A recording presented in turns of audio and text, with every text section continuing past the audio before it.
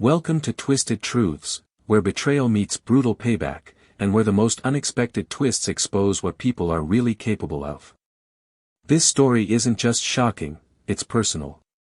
My name is Timothy, I'm 36 now, and I live in Seattle. But this story begins 6 years ago, back in Lansing, Michigan, on the coldest, cruelest Christmas I've ever known. The memory is sharp, like broken glass underfoot. My father's words still echo in my mind like a curse I can't shake. If you disappeared tomorrow, we'd throw a party. That wasn't a joke.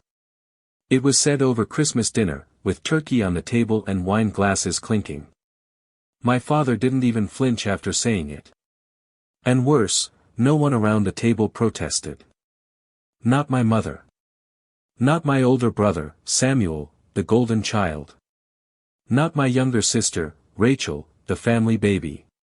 And certainly not me. I just sat there, heart in my throat, pretending the world hadn't just tilted sideways. But that sentence didn't come out of nowhere. It was the final blow in a lifetime of being the forgotten son. The despair. The disappointment. I was born into a home where comparison was currency. Samuel, 4 years older than me, was always everything I wasn't: straight-A student, captain of the football team, law school prodigy. Rachel, 3 years younger, was artistic and delicate, our mother's darling. And me? I liked machines. Fixing things. Grease under my fingernails. I wasn't brilliant, but I was steady. I worked hard.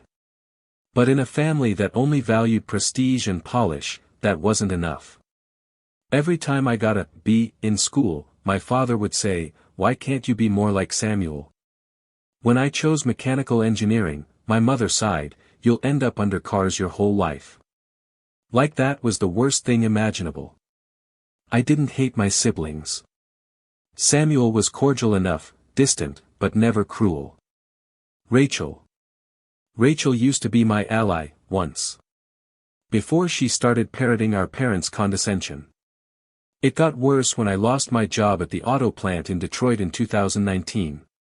A round of layoffs, no fault of mine, but that didn't matter to my family. I moved back home temporarily. That's when the real erosion began. My father started calling me the basement tenant. My mother served me food on different plates, smaller ones. Every night at dinner, Samuel's name floated through the air like incense. "Samuel just bought a penthouse in Chicago," my mother would say. "Samuel's firm wants to fly him to Hong Kong for a case," my father added. And I'd just nod, chewing through shame, pretending I didn't want to vanish. I remember thinking, maybe I could win them back. Maybe if I just showed them how much I cared, they'd see me. So I carved them a wooden memory box, spent weeks sanding and shaping it, burning old family photos into the panels with a soldering iron. I filled it with little tokens: Rachel's kindergarten drawing of us as superheroes, a printout of Samuel's first spelling bee, even an old Father's Day card I'd made in 4th grade with crooked handwriting and a hand-drawn tie. I wrapped it carefully.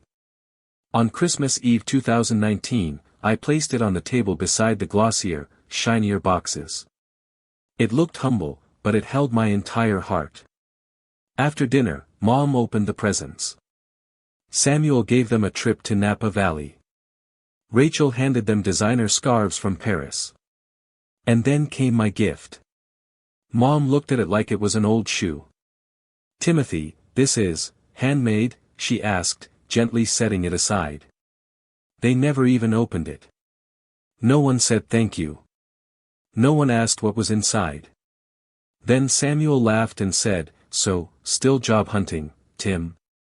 My father chuckled, took a sip of wine, and said the words that tore my world in half. "If you disappeared tomorrow, we'd throw a party." The room went silent. My heart beat in my ears. I scanned their faces for outrage, for protest. There was none. I stood, trying to speak, but my throat was dry.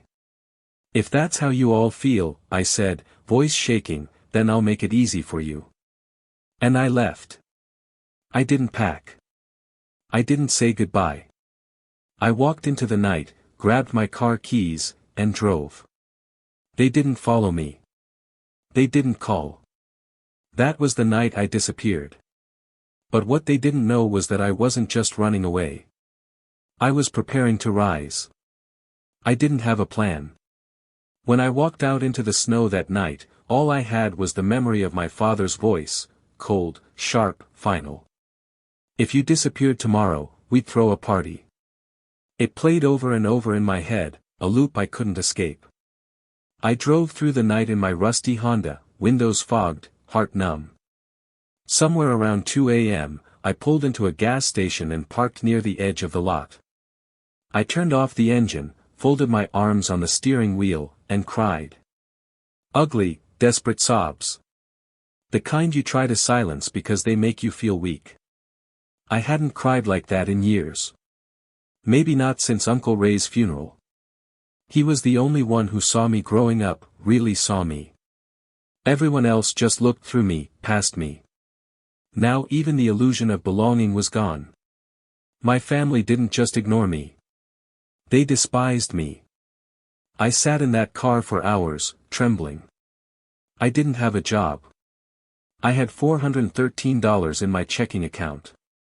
No friends close enough to call at 3 a.m. No place to go. I had become exactly what they said I was. A disappointment. A failure. A ghost. Over the next week, I bounced between budget motels and diners that didn't kick me out for loitering. I picked up part-time gigs, changing tires, repairing busted generators, even unclogging restaurant grease traps. Anything to keep gas in the tank and something in my stomach. I was too proud to sleep in a shelter. Too ashamed to ask for help.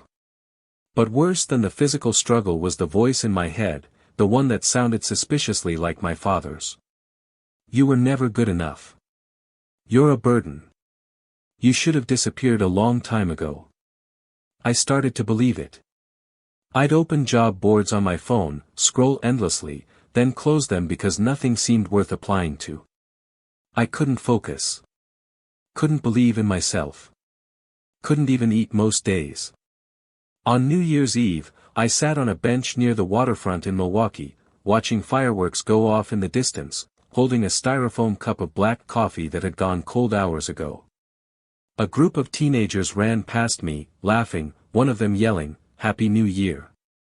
I muttered, "Yeah, sure," under my breath. Nothing had changed. A new year didn't mean a new beginning. It just meant more time to be reminded of what I wasn't.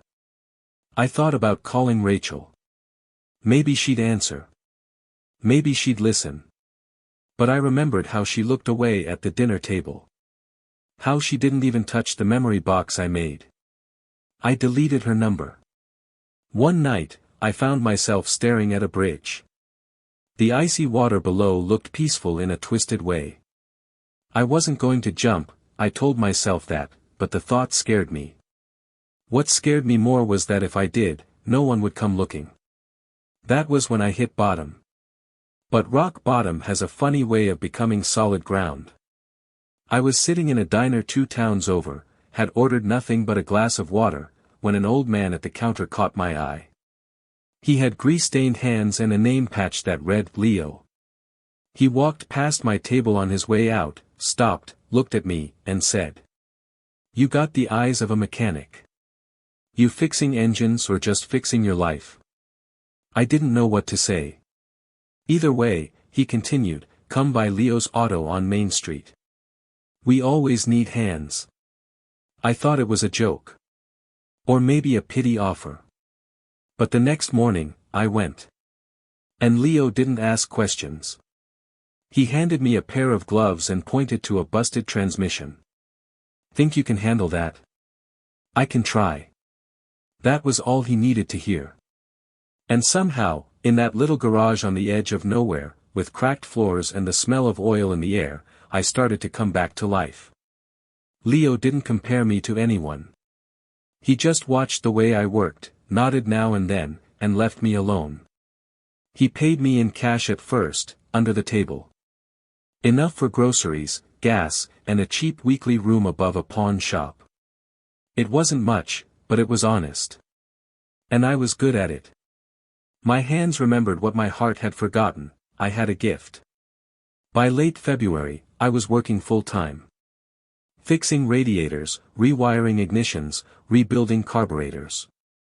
And one day, after I stayed late to finish a rush job, Leo handed me a sandwich and a soda. He didn't say thank you.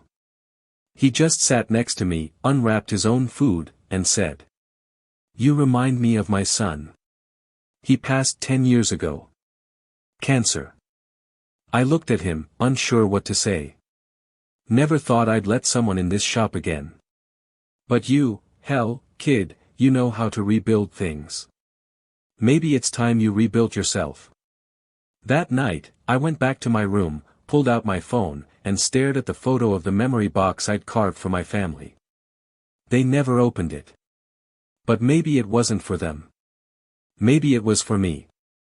That was the first night in months I fell asleep without hearing my father's voice in my head.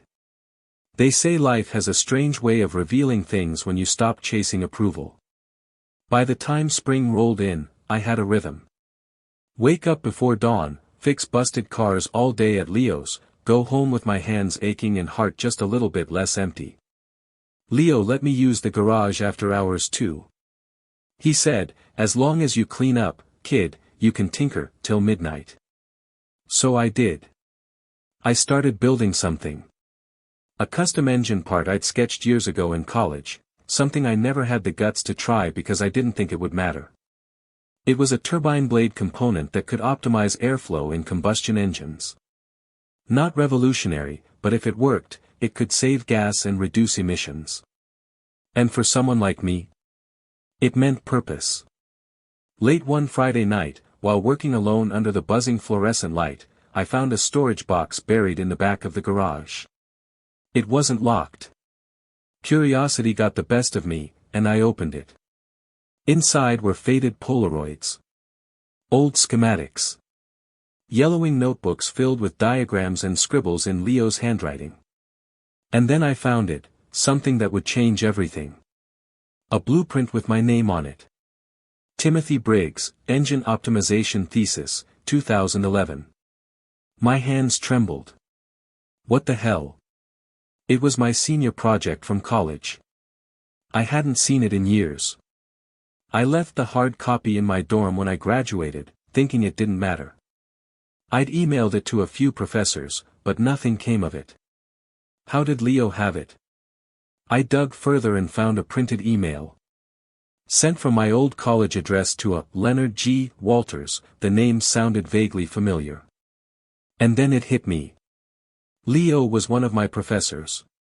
He used to be a mechanical engineering adjunct before retiring. That's where I remembered the name. But back then, he was just Mr. Walters, an old-school teacher who barely talked. I hadn't realized he ran a shop now, let alone that he'd saved my project. The note at the bottom of the printout read, "Brilliant, overlooked. Worth developing someday." I sat on the cold garage floor for what felt like hours, staring at the words. I hadn't even known anyone noticed that project. Certainly not my family. My parents never asked what I studied, only whether it would pay the bills. But Leo had kept it. He'd believed in it. And by some twist of fate, I had ended up working for the only person who saw value in something I thought was worthless. That moment changed me. I realized my problem hadn't been lack of talent, it had been lack of support. I had been trying to prove myself to people who weren't equipped to see my worth. My value wasn't missing, it had just been buried under years of silence and shame.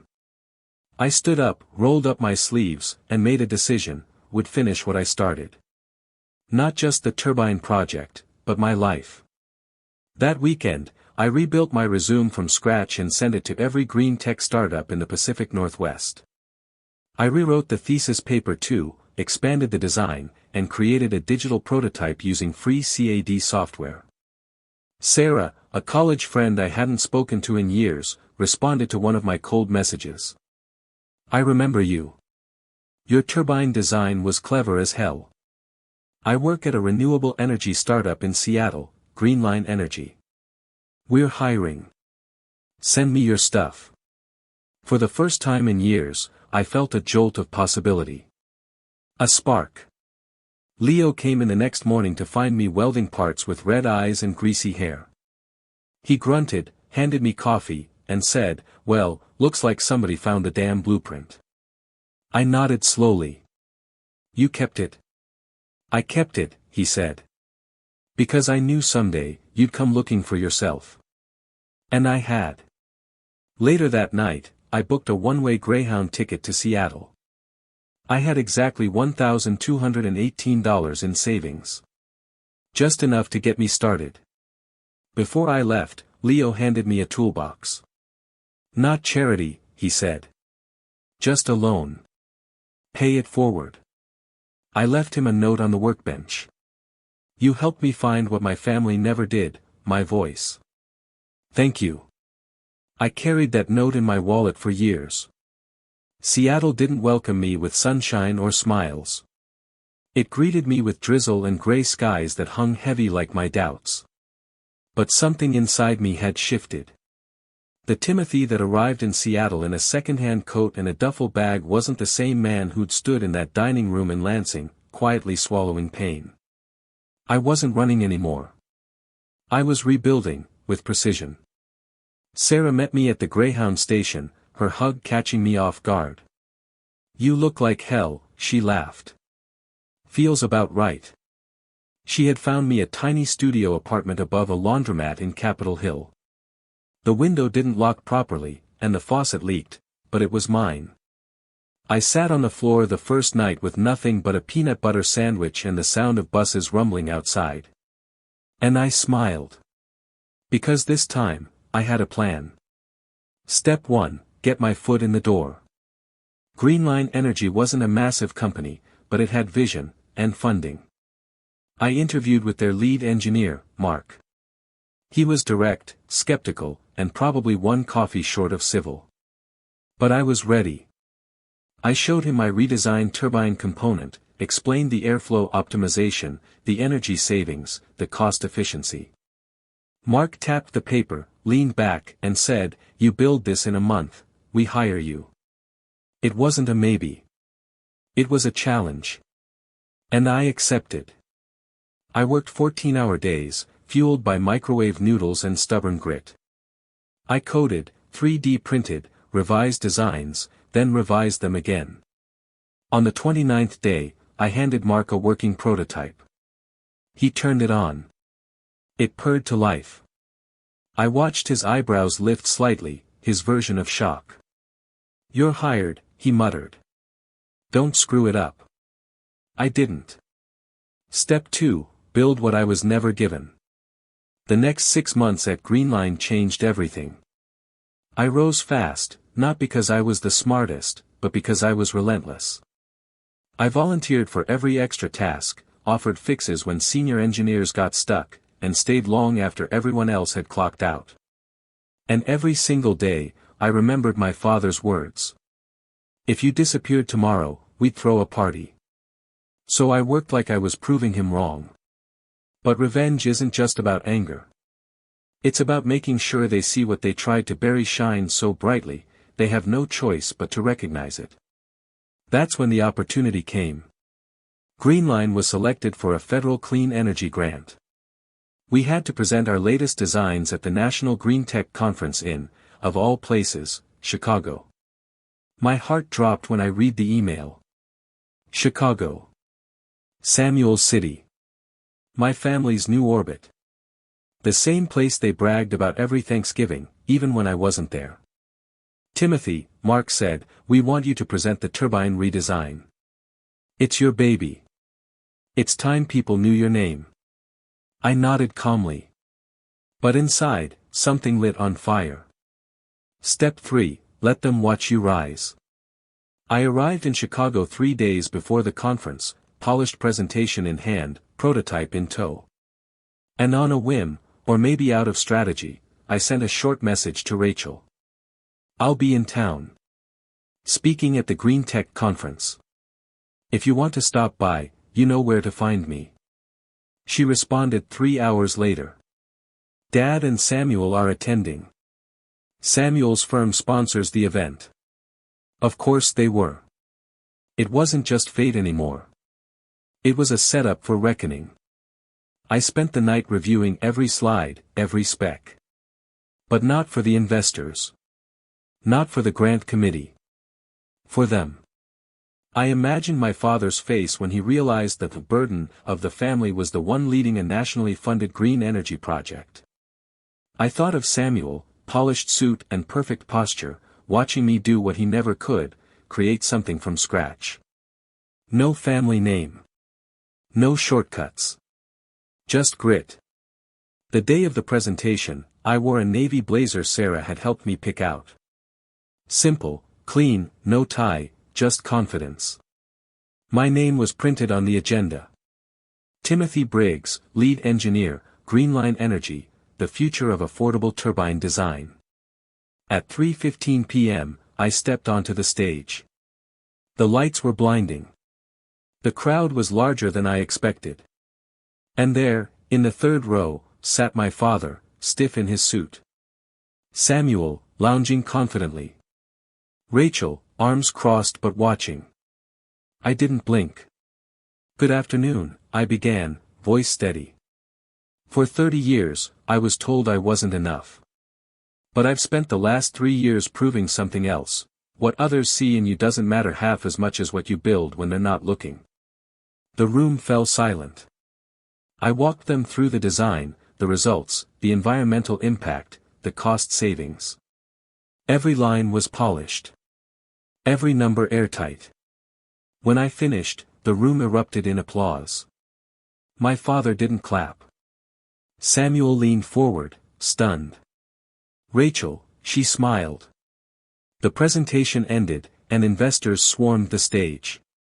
I answered questions, handed out cards, shook hands. And out of the corner of my eye, I saw them approaching. My father. Samuel.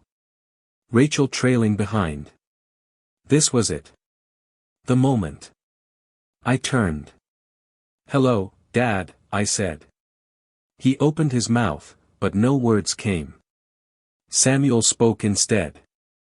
That was incredible, Tim. Really. You've come a long way. I looked him square in the eyes. I didn't come a long way. I climbed out of the hole you helped bury me in. Rachel winced. Dad scowled. Don't be dramatic, he muttered. You always were sensitive. I pulled a business card from my jacket pocket and handed it to him. Sensitive enough to get here, I said. Greenline just closed $1 million round. We're hiring next quarter, if you're ever looking for someone who doesn't measure worth in wine bottles and vacation homes. I walked away. I didn't look back. I walked out of the conference center that evening feeling like the ground had shifted beneath me, not because I'd finally confronted my family, but because, for the first time, I hadn't needed their approval. I hadn't begged for validation. I'd stood on a stage they never imagined I'd reach, and owned it. That night, I sat by the hotel window, watching the Chicago skyline flicker with city lights, and I let the silence wrap around me. No applause. No noise. Just peace. But peace wasn't enough, not yet. Because they still didn't understand. My father still thought I was being dramatic. Samuel still acted like my success was a fluke. Even Rachel, who smiled at the end of my talk, hadn't said a word about Christmas dinner, about the memory box they never opened, or the words Dad had hurled across the table like daggers. But I wasn't angry anymore. I was focused. And now, it was time to let the truth echo. 3 weeks later, I was back in Seattle. Greenline offered me a leadership role on a new initiative, a solar project for underserved schools in rural Washington. I accepted on the spot. I used the bonus to rent a new apartment, nothing flashy, but clean, bright, with a view of the Sound. The first night in that place, I opened a dusty old bag and pulled out the memory box, the one they never opened. I stared at it for a long time. Then I placed it gently on the new shelf. They had discarded it. But I hadn't. Because that box wasn't a symbol of their rejection anymore, it was a reminder of how far I'd come despite it. But the real execution, that came next. Greenline launched the Rural Schools campaign with a press release, a video, and a full media kit. I didn't plan for the video to go viral. But it did. A YouTube channel focused on tech innovations picked it up. From jobless to genius, the mechanic who changed school energy forever. The video had over 1.2 million views in 4 days. They featured an interview with me, clips from my Chicago presentation, and even an old photo of me in overalls at Leo's garage.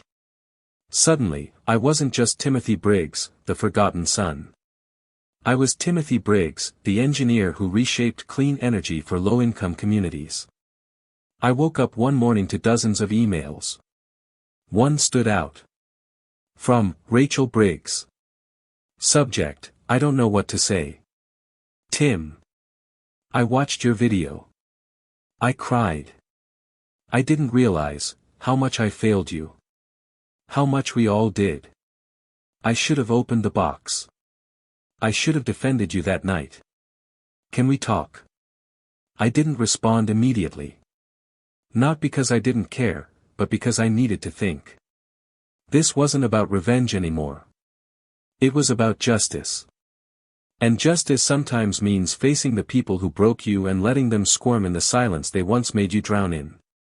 The next morning, I received another email. This time, from Samuel. Subject: let's meet. Timothy. I was wrong. I've been wrong for a long time.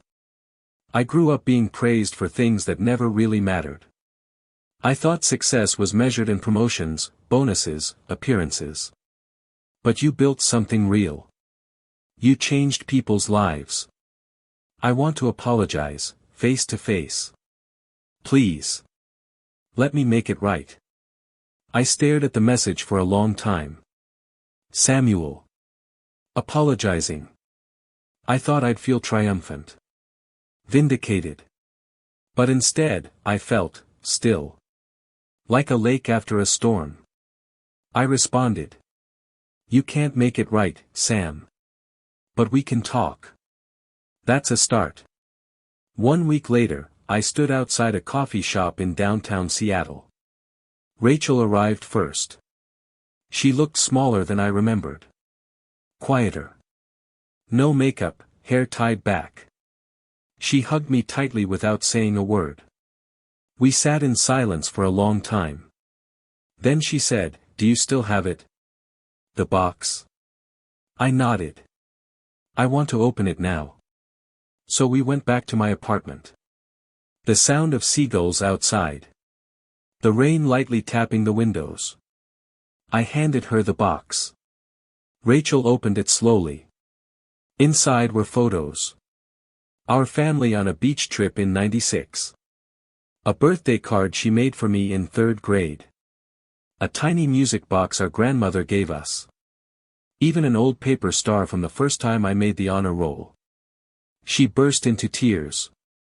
"I didn't know you held on to these," she whispered. "I didn't hold on," I said. "I carried them. Because no one else would." She wiped her eyes. "You shouldn't have had to." I didn't say anything. Some things speak loudest in silence. Samuel visited a week later. We didn't meet at a restaurant or bar. I took him to Leo's garage. It was empty now. Leo had retired, and I'd bought the place with my savings. I planned to turn it into a non-profit repair and mentoring center for youth. "Do you remember this place?" I asked him. He shook his head. "I rebuilt my life here," I said. "While you were at wine tastings and boardrooms, I was elbow-deep in rusted bolts. And I found more peace here than I ever did in our home." He nodded slowly. "You always had the guts, Tim. I just had the spotlight." I didn't reply. But I forgave him, silently, internally. Not because he earned it. but because I needed to let go. I walked him to the door, shook his hand, and said, "You may have been the pride of the family, Sam. But I was the soul." He didn't argue. He just looked down, nodded, and walked away. I thought the hardest part was over. That proving myself was the endgame. But life, real life, has a way of peeling back even more layers when you think the healing is done. One afternoon, about 2 months after Samuel and Rachel visited, I received a phone call from a number I didn't recognize. It was a woman named Janice Marshall, a probate attorney from Lansing. "Is this Timothy Briggs?" she asked. "Yes. I'm contacting you regarding your parents' estate." I paused. "They're not dead, are they?" "No," she said quickly. "They're alive. But I'm calling because George and Margaret Briggs have listed you as a beneficiary. There's some complexity around a property transfer and financial trust that I think you should be aware of." My stomach dropped. "What kind of trust?" "The one your grandfather left before he passed. He left a clause in the family trust that was never disclosed to you." "What do you mean?" "Mr. Briggs Sr. left equal shares of a multi-property trust to all 3 of his grandchildren. But for the past 15 years, your parents have, let's just say, omitted your name in execution." I stood frozen. "I've emailed you the documentation," Janice said. "Take your time, but I highly recommend you get counsel. You may be owed quite a lot." I ended the call, heart pounding. My grandfather had been quiet, stern, and deeply old school. I never thought he noticed me, let alone left anything to me. He passed away my senior year of college. I was too broke to even attend the funeral. I opened the email. My name was clearly written in the original trust from 2009, equal shares to Samuel, Rachel, and Timothy Briggs. But all the assets had been diverted to just Samuel and Rachel, with signatures I didn't recognize. My hands began to shake. They lied. For 15 years, my parents had knowingly forged documents, rerouting funds and property meant for me, into Samuel's portfolio, into Rachel's accounts, into vacations and private schools and God knows what else. This wasn't favoritism. This was fraud. This was theft. I forwarded the documents to a friend of mine, an attorney I met through Greenline's legal team. Her name was Elise, and she was as sharp as a scalpel. She called me 20 minutes later. "Timothy. This is very real. And very illegal. What are my options? We go public, or we go private but hard. Either way, we're going after them. And we will win." For the next 3 weeks, I worked my job by day and built my case by night. Emails. Tax documents. Digital trails from old financial accounts. Rachel and Samuel had some of the money, but it was my parents who orchestrated it. They had signed affidavits stating I was estranged, that I wanted no involvement in the family estate. When Elise showed me the fake letter supposedly written by me, renouncing my inheritance, I nearly tore it in half. It wasn't just fraud, it was erasure. They hadn't just tried to belittle me. They had tried to wipe me from existence. And now, it was time for justice. Elise filed the lawsuit privately, civil court, sealed at my request. But we had leverage. A deposition scheduled with Samuel first. Then Rachel. Then finally, my parents. The twist? Rachel confessed during deposition. She broke down in tears. "I didn't know the trust included him until 2 years ago," she said, trembling. "Dad made me sign papers. He said Timothy wouldn't know, wouldn't care. I believed him. I was stupid." Samuel didn't deny it either.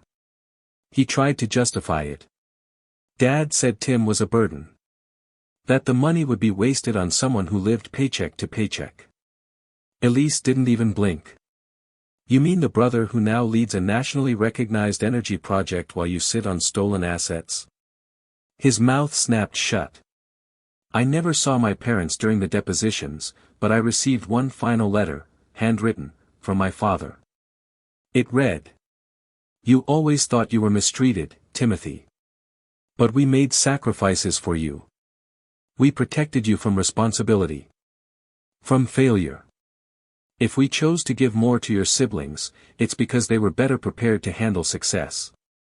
You're not entitled to anything. Stop acting like a victim.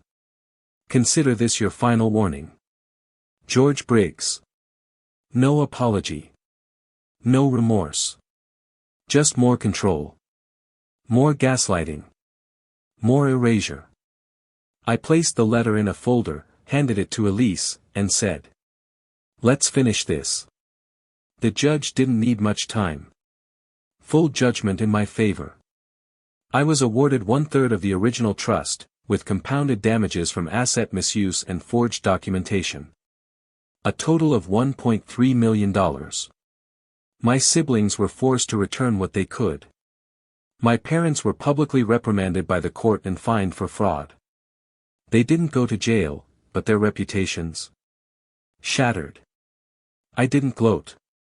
I didn't throw it in their faces. I simply took the settlement, walked out of court, and got into a cab. As we drove through downtown, Elise leaned over and said, "That's the cleanest takedown I've ever seen."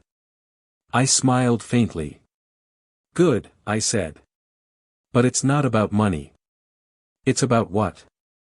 I looked out the window at the sunlight bouncing off glass towers. "It's about being seen." The day after the court ruling, I flew back to Seattle. Not first class. Not in a private jet. Just a quiet seat by the window. I stared out at the clouds with a stillness I hadn't known in years. A peace that wasn't shallow or performative, but earned. I didn't feel like a victor. I felt like someone who had finally stopped bleeding. When I landed, I went straight to the beach near my apartment, the one where Anna and I first sat during sunset. The tide was low, the air smelled of salt and freedom, and as I stood barefoot in the sand, I let everything fall away. The bitterness. The shame. The part of me that still waited for an apology that would never come. That night, I told Anna everything. The lawsuit. The trust. The forged letter. My father's last message. She didn't gasp or flinch. She just reached across the table, took my hand, and said, "You don't need their words. You rewrote the ending yourself." And she was right. A month later, I put part of the settlement towards something that mattered, Briggs and Beyond, a nonprofit tech mentorship center in Leo's old garage. We turned it into a haven for young people who came from nothing, who were told they weren't enough. We gave them tools. Purpose. Belief. One of our first students, a 17-year-old girl named Marcy, took apart a lawnmower engine in 2 hours flat. I clapped, genuinely stunned. "Where'd you learn that?" She shrugged. "I don't know. Just kinda makes sense in my head." I smiled wide. "Then keep going. Your hands are going to change the world." Every time I looked around that shop, I saw the version of me who'd once crouched alone in a cold garage in Michigan, covered in grease and grief, wondering if he mattered. He did. And now he was helping others believe they did too. Greenline's Alaska project launched that summer. I flew up with a team to install off-grid solar systems in an indigenous village where diesel was costing families more than food. At the final installation, an elder named Malik pulled me aside. "You didn't just bring light to our homes," he said. "You brought dignity." I blinked fast, holding back tears. It was the kind of recognition I'd begged for my entire life, not from strangers, but from my own blood. But now I realized something. I didn't need them to see me. Because everyone else finally did, and more importantly, I did too. Rachel still calls sometimes. We've rebuilt something fragile, something honest. She sends photos of her dog, little updates about her job. Once she texted. "It was never about you being less, Tim. It was about them being blind. And Samuel? He emailed last month to say he left his firm. Joined a non-profit legal group doing pro bono work. Maybe he's trying to find his redemption too. I don't know. I don't need to. I'm not angry anymore. Just distant. And that's okay. My parents? They haven't called. Not a word. Not a whisper. And that's okay too. Because I no longer wait for something that was never real. Love, real love, doesn't make you beg for crumbs at a table where your worth is questioned. It builds a new table. One where you set the place cards. This past Christmas, I didn't go to Lansing. Instead, I invited friends over to my apartment overlooking the Sound. Sarah came. Anna brought cookies. A few kids from the shop dropped by to show off their latest projects. We laughed. Ate. Listened to music. And when everyone left, I walked to my shelf, picked up the old memory box, and opened it. Not because I needed to. But because it no longer hurt. I smiled at the photo of a young boy covered in grease, standing beside a man who saw his worth before anyone else did, Leo. Tears welled up in my eyes, but they weren't from pain. They were from pride. So now, here I am. 36. Standing on the edge of Mount Rainier's trail, wind brushing my face, looking out at valleys below.